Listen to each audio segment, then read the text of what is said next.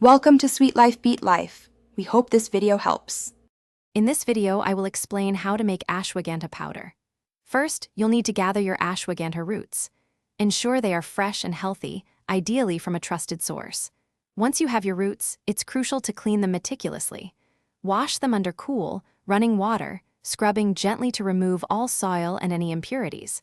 After washing, trim away any tiny rootlets or parts that look damaged or unhealthy. This preparation ensures a clean starting material for your powder. Now that your roots are clean, the next step is drying them properly. Cut the roots into smaller, uniform pieces, roughly 1 to 2 inches in length. This helps them dry more evenly and quickly. Spread these pieces out on a clean drying rack or a breathable cloth. Make sure there's good air circulation around them.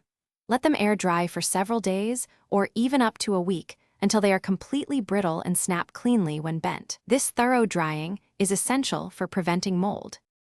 With your ashwagandha roots completely dry and brittle, it's time to turn them into powder. First, you can break the larger dry pieces into smaller fragments by hand. Then, transfer these fragments to a high-speed blender or a dedicated coffee grinder.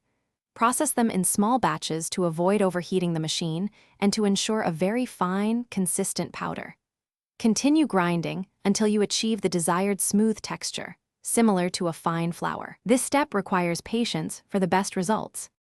After grinding, sift your ashwagandha powder through a fine mesh sieve. This step is important to remove any larger, unground pieces, ensuring a smooth and uniform powder. Any coarse particles left in the sieve can be reground until they are fine enough to pass through. Once you have your fine powder, store it in an airtight container, away from direct sunlight and moisture. This helps maintain its potency and freshness for an extended period. Also, check the description for a link to leak-proof meal prep containers and other great deals. Thanks for watching. Consider subscribing if we helped you.